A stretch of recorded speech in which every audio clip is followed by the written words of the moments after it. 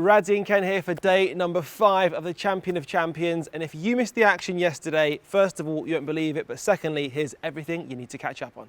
The final group of the 888 Sport Champion of Champions saw the Hitman looking to take out the Rocket.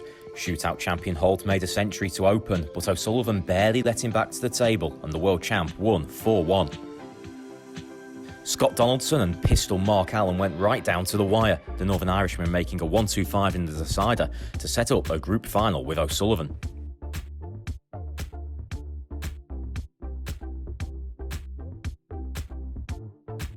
Clinical break building was the story of the first part of the group final, Allen taking the lead, then O'Sullivan, before a 1-2 saw the Northern Irishman level at the mid-session.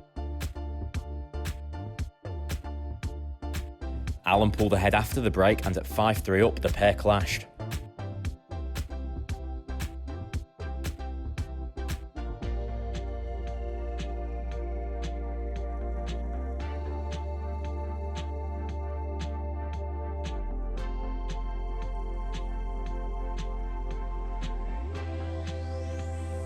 Allen's concentration, though, wasn't broken and he returned to the table to clear for the match and a semi-final against Judd Trump on Saturday. There's been a marked improvement. It's been a contest full of really high quality, high octane snooker, but I'm afraid when the match report on this one is written, it's all going to be about that verbal altercation.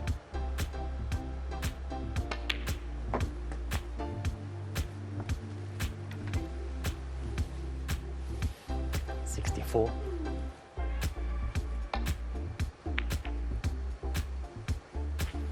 .66.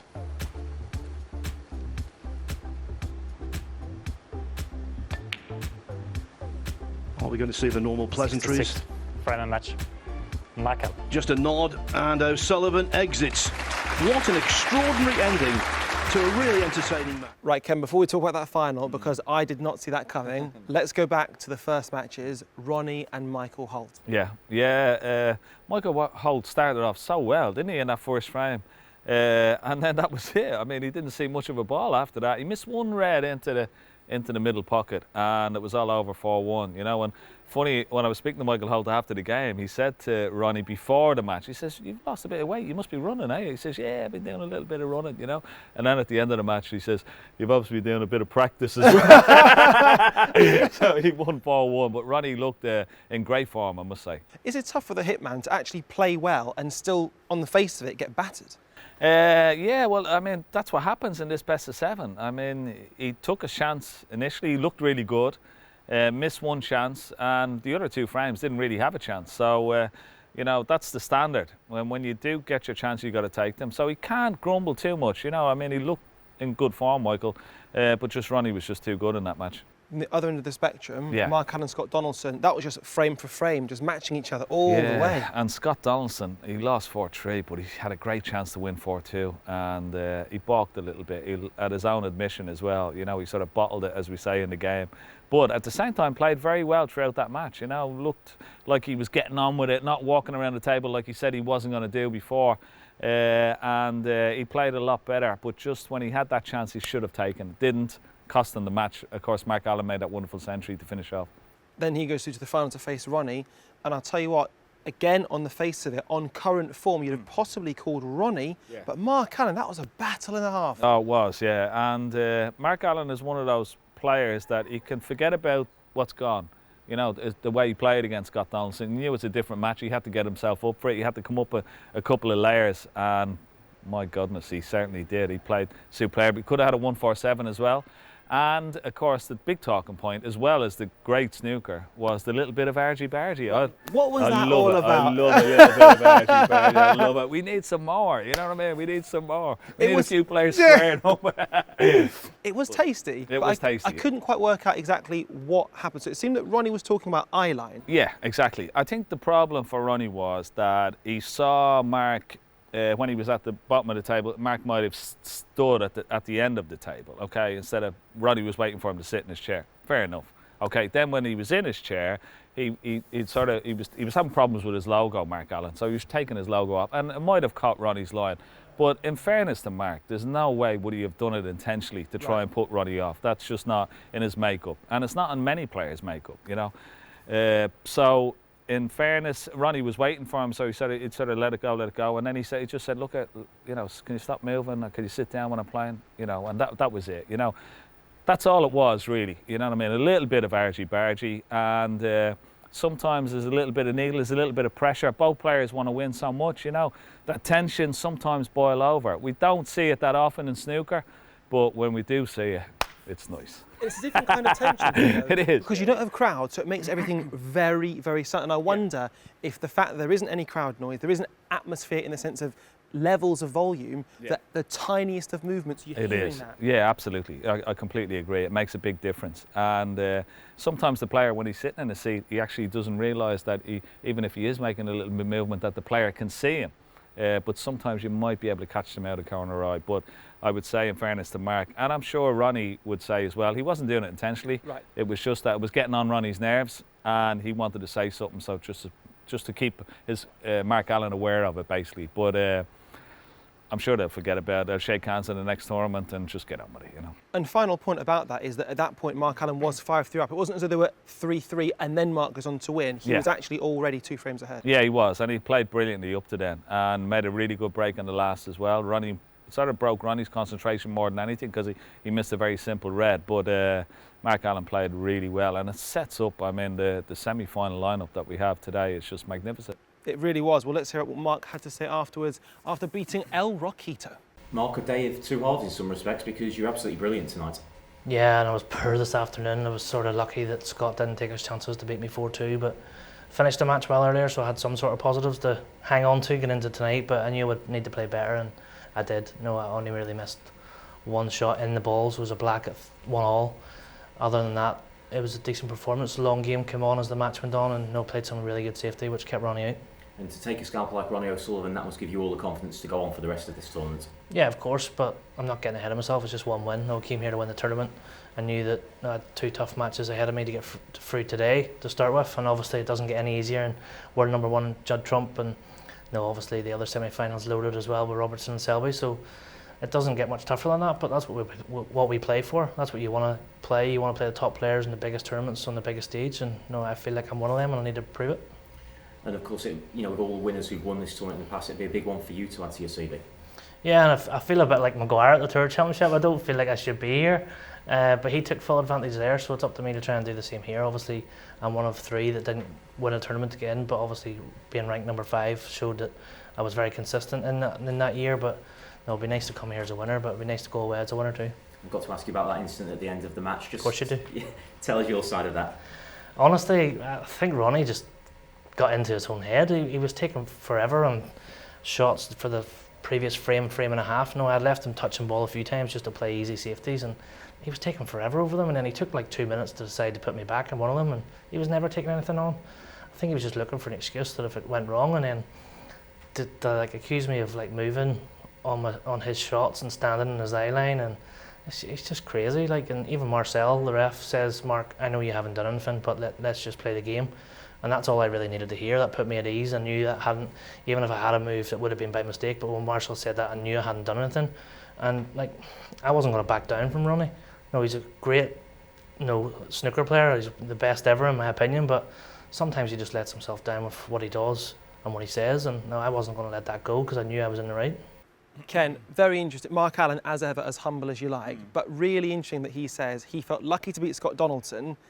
He then goes on to beat arguably, certainly one of the top 4 favourites of this competition, which makes me kind of think if Scott had beaten him, who knows what could have happened for him? Yeah, absolutely, and it was a missed opportunity for Scott. And sometimes, from Mark Allen's point of view, he's used up his get-out-of-jail card and took full advantage of it. And then, as I said, moved up a couple of levels to play against Ronnie, and how well he played.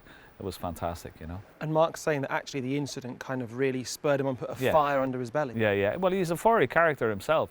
So he doesn't need much to ignite that character inside him, but he did get fired up, and he said he wasn't going to miss just once he got in that last frame.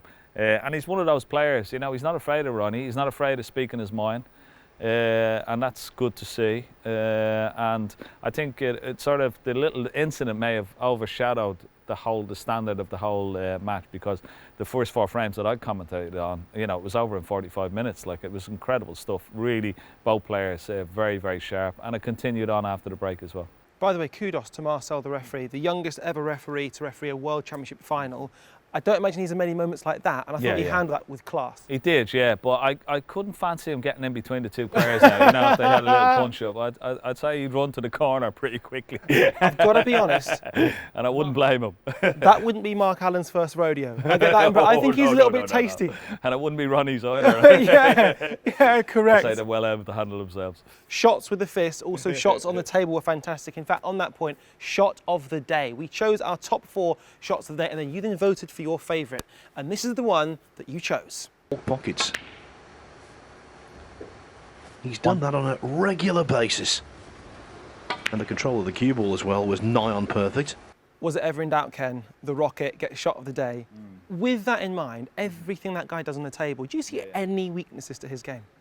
Not really. I mean, he's been at the top of the game. He first won his first tournament, UK Championship. I'll never forget it, up in, I think it was Preston, when he beat Stephen Hendry, 1994, when he was 17. He's 45, so 28 years later, he's world champion, 6 times world champion, and umpteen 20 Grand Slam events, isn't it? Yes, you know what I mean? 20 Triple Crowns, 37 ranking titles. Yeah, it's incredible. So he's had an incredible career, and he's still going. And, you know, I'd say there's probably at least another 1 World Championship in him for sure. Maybe a couple. Who knows? The reason we love him is he's fast with his shots. He makes incredible shots, as we just saw. But it doesn't feel like safety's as much of a weakness as it is. No, as not it certainly at all. was. I mean, he's got a very tactical brain. When he has to play good safety, he does. You know, he knows when to, you know, hold them and when to fold them, as they say. And yeah, I mean, he keeps himself fit as well, which is a good thing. And still, at the age of 45, he's top of the tree at the average shot time clock.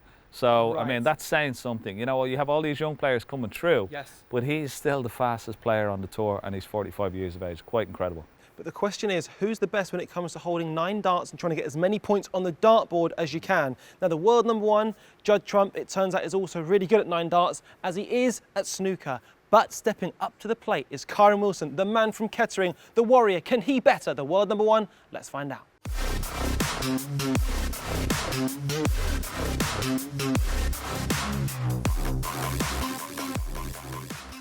Okay. All right, come on.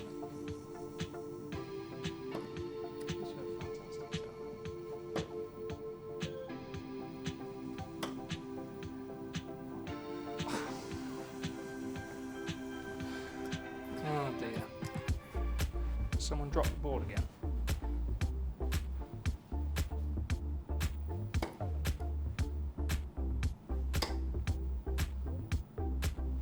That's more like it. Good darts that was.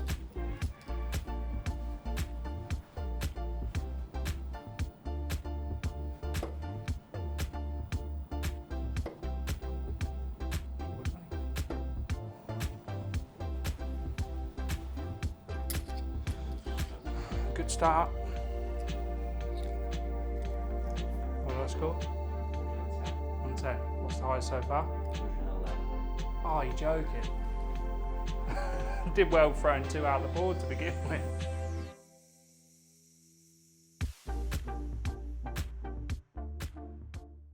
The warrior could not do it with 9 darts, but there is still time for the rest of the top 16 to give it a go. Will they do it? Make sure you watch for the rest of the week. Now they can, let's talk about predictions, because before we talk about the semi-finals, we've been predicting every single match that's happened. Currently, I'm 1 up. Absolutely, yeah, you're still 1 ahead. Let's find out how we've gotten on after yesterday's predictions. So match #1. Ronnie against Michael Holt. You went Ronnie. I went Ronnie. Our survey said, Ding. good, 1 point each. Yes. Our second match. Alan Donaldson. You said? Donaldson. I said Alan. Our survey said, Ding. okay, which doesn't set me up too well. No. Because in the final, I went with Donaldson. He wasn't there. Yeah. You I went with for Ronnie, actually, so.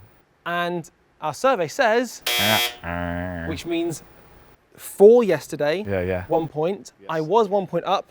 Eradicate those scores. It's a level It's level. pecking. Yes.